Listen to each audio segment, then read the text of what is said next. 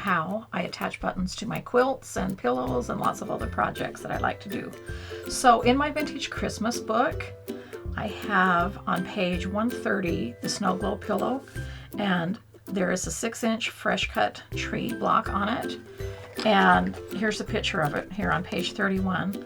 And so you can just look on the picture when you want to do these, but how I do it when I start out is I just pick all my buttons and put them on the tree and then mark them. So I'll show you how I do that.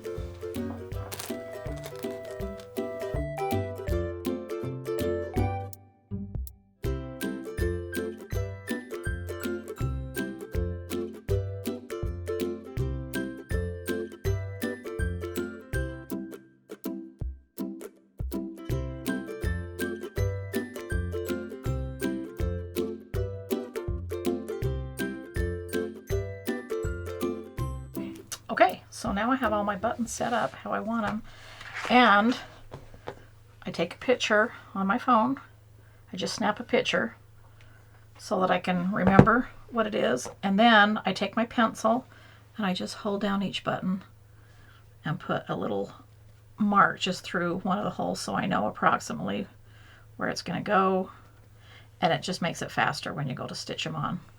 You know, when there's a little pencil mark there, a little dot, you know there's going to be a button there, and then you can just look on your picture and see which button it was. Doesn't have to be real exact, but I like to have a lot of ornaments on my tree, so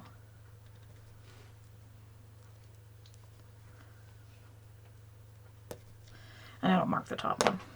Okay, so then I can just go like this and start and look at my picture. Okay, so before I stitch them on, I want to show you, like, I just take my needles, I use my embroidery needles for this, and I just thread a bunch of them. And I use 3 strands of my Arafloss, and I thread a bunch of them so that I can just grab it to coordinate with the button. So I'm going to show you how I do my knot. So you just do 3 strands and put your needle over the thread right there, wrap it around 3 times, and then you scrunch it down so that it's between your index finger and your thumb. You push up the needle,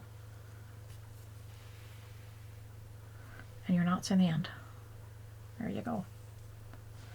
So I just use a knot in the end. Let me grab my red. According to my picture, I've got a red button right here. So I just start from the back and come up on that hole where I marked. Bring it up in my button, and I like to just like have the direction of the buttonholes going every which way on something like this, so I'm not too worried about it. And then I just come up again. I like to do it twice. So there's that button secure, and then I turn around on the back and I just go through the backing fabric right here. Take a little stitch. Before I pull all the way through, I put my needle through the loop, and I do this twice. Stick that back in the pincushion, trim it off, tie a knot again, and then, you know, you can do all the red ones, or you can just work your way down. Maybe I'll do the yellow one at the top next for the star. I didn't mark that because I obviously know where the top of the tree is. So when you have a button with 4 holes, you can either do an X, or you can do straight going down like this.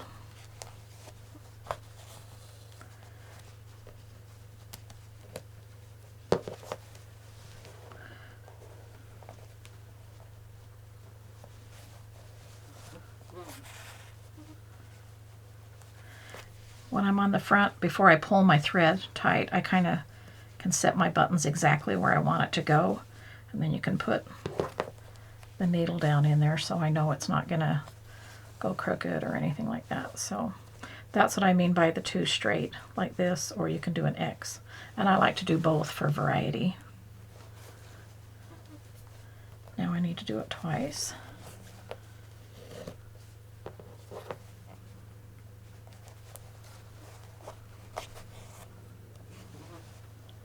twice in each side.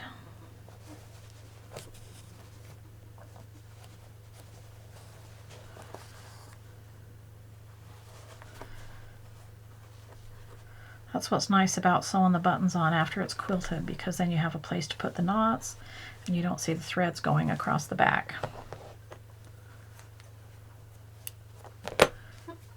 Then you just continue on until they're all sewn. But while I have this pillow out, I wanted to show you how I put the vintage trim around the outside before I do binding.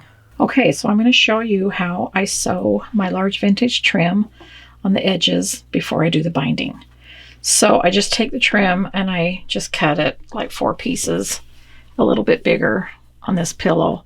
If you're doing the quilt, you can just leave it all on the spool and then just cut it at each corner. So I can show you how to do that.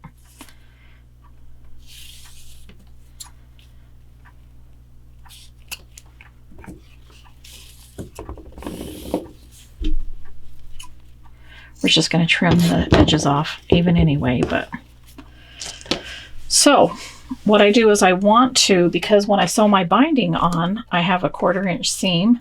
I just want to sew this on first so that it's not slipping when I'm doing my binding, and sew it on with an 1/8 inch seam. So I'm just going to top stitch basically on the ends. And when I'm sewing this, see how I have trimmed my pillow on the edges? I want the edge of my rickrack to be right on the edge of my pillow. And that measurement will work out perfectly when you're putting it on. So you can use a walking foot. You know, you probably at this point would have a walking foot on when you're going to do your binding, but I think this part works okay with just a regular foot, because I'm just trying to get edges of that on.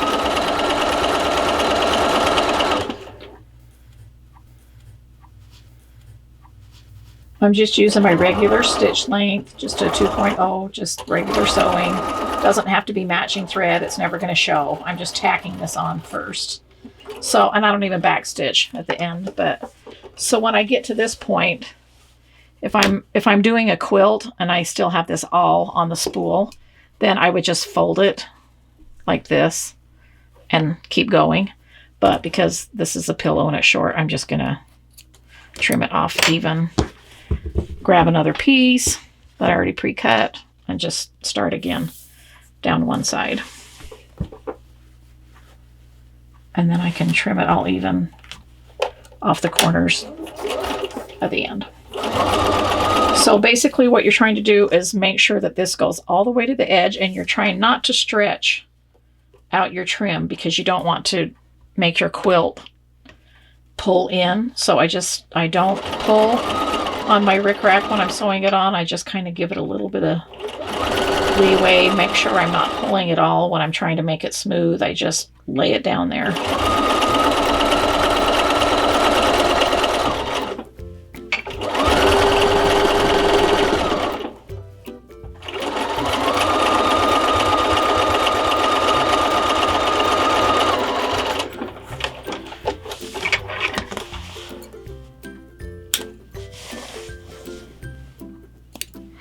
So I would just continue going all the way around, but I just want to show you that when you go to put your binding on, what it will look like, because you know how you go to put your binding right here and you lay it evenly at the edge and you do your 1/4 inch seam. So when you're sewing your 1/4 inch seam, when you go to fold your binding back, that's the rickrack that should show right there. Isn't that cute? I love the little detail that it adds.